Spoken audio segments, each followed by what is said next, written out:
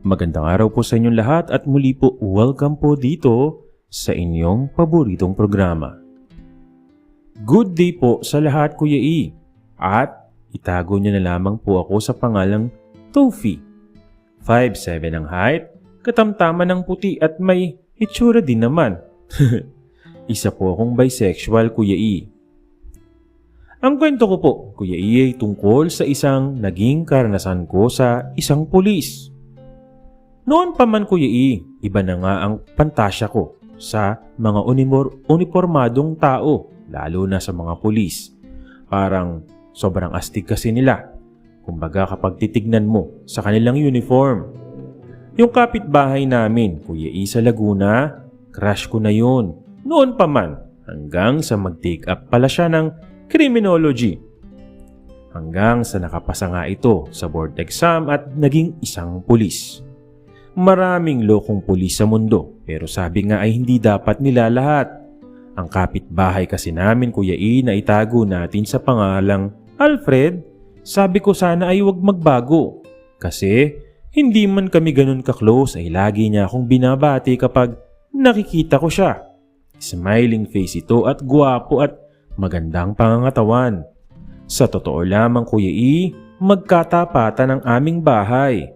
Pareho kaming may second floor, kaya naman minsan nasisilip ko siya, Kuya E, sa bintana, lalo na kapag bagong gising siya.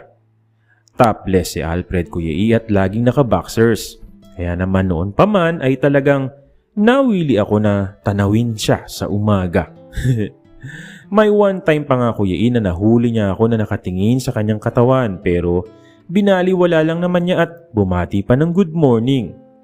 Hindi ko alam, Kuya E, kung may pag-asa ako sa kanya, lalo na may girlfriend kasi siya. Siguro sadyang mabait lang talaga yung tao.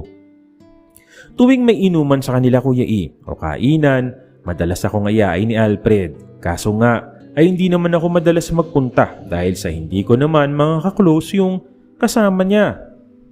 Nang naging pulis naman si Alfred ay kapwa mga kabaro niya lagi yung nakakasama niya. Mga gwapo din ang mga kasama niya, Kuya E, pero iba talaga yung karisma sa akin ni Alfred. One time, Kuya E, nakita ko si Alfred na nag-iisa sa kanilang terrace. Tinawag niya ako.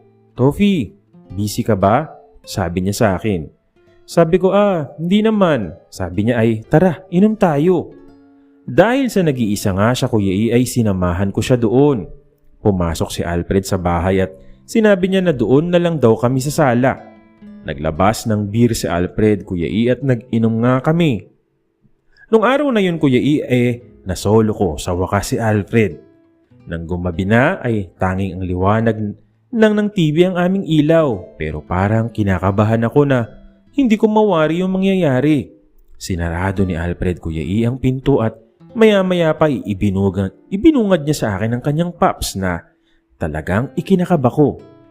Hindi ako nagsalita, Kuya E. Kinuha ni Alfred ang kamay ko hanggang sa inilagay niya doon sa kanyang pops. Pero ilang sandali pa ay ang aking ulo naman ang kanyang hinawakan at doon nga nakarating sa kanyang pops.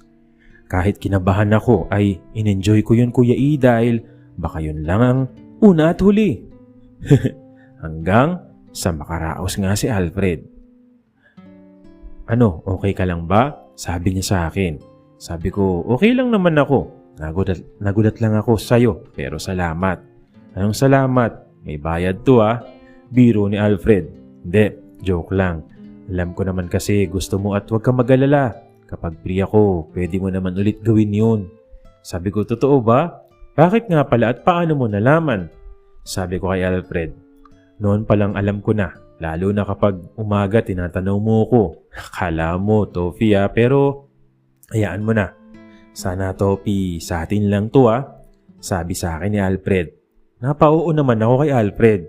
Kaya simula nun, Kuya E, and actually, hanggang ngayon, kapag naroon siya sa bahay nila ay nakakasama ko si Alfred na panalo talaga ang Pops, Kuya E. Hanggang dito na lamang po at sana po ay huwag niyo kong husgahan. Tofi, yung mga gantong mga istorya, hindi naman kumbaga nahusga, nangyayari rin naman talaga sa totoong buhay. No? Muli, Maraming salamat po sa patuloy na sumusubaybay, sumusuporta dito po sa inyong paboritong programa. Maraming salamat po sa inyong lahat.